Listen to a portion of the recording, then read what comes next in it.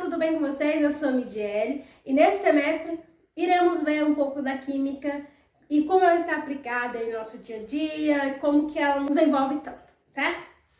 A química ela é um ramo da ciência que estuda a matéria e suas transformações e como as energias envolvidas nessas transformações se aplicam às propriedades que a matéria possui. É muito interessante conhecer a química porque existem muitos processos que nós utilizamos no nosso dia a dia que envolvem os conceitos da química. Então é muito interessante conhecer um pouquinho disso, ok? Nessa primeira parte da nossa aula, nós iremos conhecer sobre sistemas, substâncias e misturas. São coisas muito comuns que a gente consegue observar facilmente no nosso dia a dia. Antes de nós começarmos a falar sobre as substâncias, sobre os sistemas e as misturas, a gente precisa entender primeiro o conceito de que o que é matéria. Matéria, ela é tudo aquilo que ocupa um espaço e que possui um volume, né? Então, ela tem uma massa e ela vai ocupar um espaço.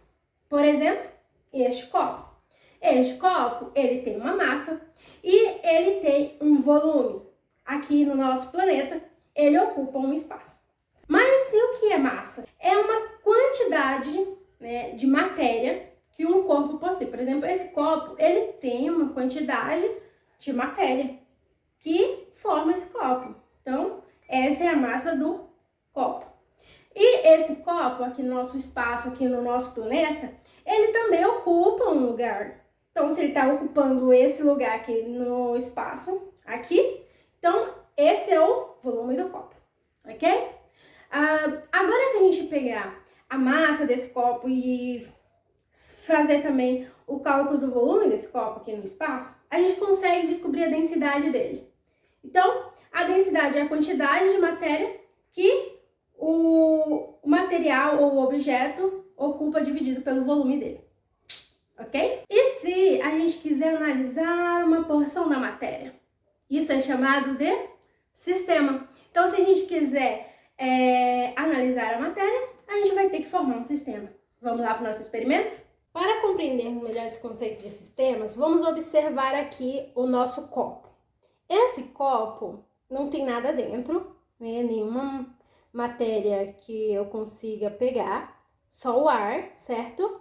E se a gente quiser analisar este ar que tem aqui dentro, a gente vai ter formado o sistema. Porque o sistema aqui vai ser o ar. A gente vai poder analisar quais as substâncias que possuem este ar, quais as propriedades. Então, isso seria um sistema, de uma única fase, o ar aqui dentro, se a gente quisesse analisar, certo? E se a gente quisesse analisar uma porção de água, aqui desse copo, por exemplo, também a gente vai ter um sistema homogêneo de uma única fase, composto aqui pela água, e aí a gente iria analisar a água aqui, as propriedades dessa água. E se a gente adicionasse aqui nessa água, um pouquinho de álcool? Vamos ver o que acontece. Não acontece nada, pessoal? O álcool aqui e a água, eles não estão fazendo duas fases. A gente não consegue perceber que essa matéria aqui é apenas água ou álcool, Então, a análise desse sistema aqui seria para identificar quais as substâncias aqui presentes. Porém, seria um sistema homogêneo de uma única fase. E a gente iria analisar para saber o que tinha aqui dentro. Agora, se a gente quer formar um sistema heterogêneo, que é aquele sistema onde tem duas fases ou mais, eu vou adicionar castanha. Pronto. A gente consegue observar duas fases nesse sistema? Consegue, Que aqui a gente vê a água, aqui nessa parte de baixo, e aqui em cima a gente tem as castanhas. Então, a gente chama esse sistema de heterogêneo, porque ele tem duas fases. Aqui a gente tem uma fase com água e aqui a gente tem a fase onde está a castanha. Para a gente poder analisar isso aqui, lógico que a gente teria que fazer um processo de separação. Mas isso é assunto para uma próxima aula. E consegue definir sistema homogêneo e heterogêneo e fazer uma análise. Ok, pessoal, agora que a gente entendeu um pouquinho sobre os sistemas, a gente vai entender sobre as substâncias, que são aquelas matérias que tem uma propriedade bem definida, ela tem ponto de fusão, ela tem ponto de ebulição, ela tem características que são, né, próprias. Por exemplo, se a gente tiver duas substâncias diferentes e elas possuírem propriedades iguais, né, e a gente for fazer uma análise delas, e a gente vê que todas as propriedades estão iguais, então a gente não tem duas substâncias, a gente tem só uma. Agora, se a gente, por exemplo, pegar este copo aqui, ele tem água, e a água ela tem um ponto de ebulição muito específico, né? E um ponto de fusão também.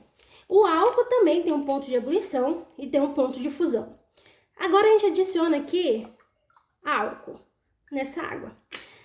A gente vai perceber que a gente não sabe se isso aqui é só água, ou se isso aqui é álcool, ou se tem alguma outra coisa misturada aqui nesse copo, certo? Se a gente quiser analisar aqui a mistura de água e álcool, né? A gente sabe porque eu adicionei.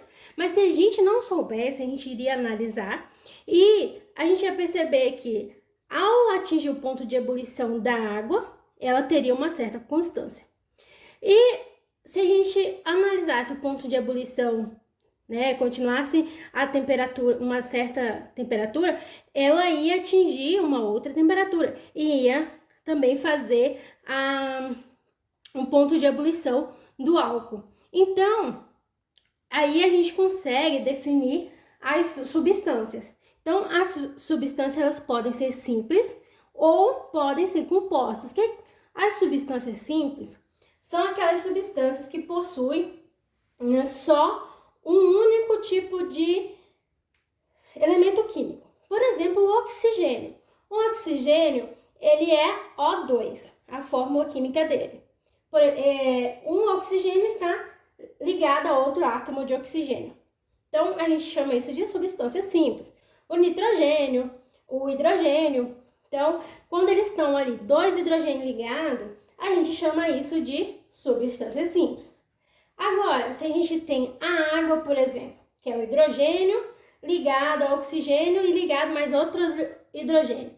Então, a gente tem, dessa forma, a fórmula da água e a gente chama a água de uma substância composta. Se a gente tem o ácido clorídrico, por exemplo, então a gente vai ter que o HCl, ele é uma substância composta, porque tem hidrogênio e tem cloro, certo? Então, agora a gente vai entender o que é uma mistura. Ah, prof, mas você misturou água com álcool. Para mim, isso é uma mistura desde sempre, certo? Por exemplo, se você monta um prato com arroz, feijão, carne, salada e outras coisas, você está montando o quê? Uma mistura, que é a sua comida, certo? Então, uma mistura, a gente pode definir ela como sendo uma organização, certo? De várias substâncias, de vários compostos, de vários componentes. Então, aqui a gente tem a água e a gente tem o álcool nesse nosso copo, certo?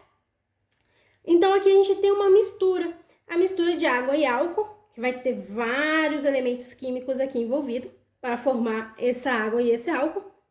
E a gente vai chamar isso aqui de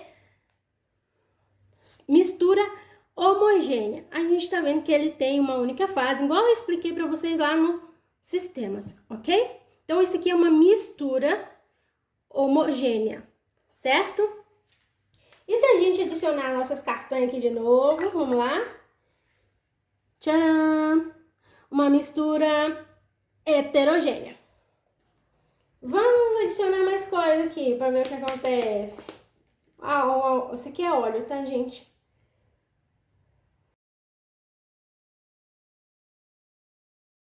Ó, a gente consegue perceber que tem água, que tem castanha e que tem óleo, tá vendo? Tem uma fase aqui, uma outra fase aqui, que dá para perceber entre as castanhas. Olha só. Então, a gente tem aqui 3 fases. Esse é um sistema heterogêneo, porque tem água, tem álcool, tem castanha e tem óleo, ok? Então, é um sistema heterogêneo. E esse aqui, que não tem nada dentro, né? Mas tem ar aqui, certo? Tem um ar ocupando espaço aqui dentro.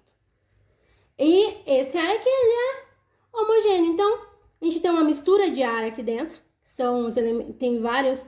A gente sabe que o nosso ar atmosférico, ele não é apenas oxigênio ou apenas hidrogênio ou apenas nitrogênio, certo?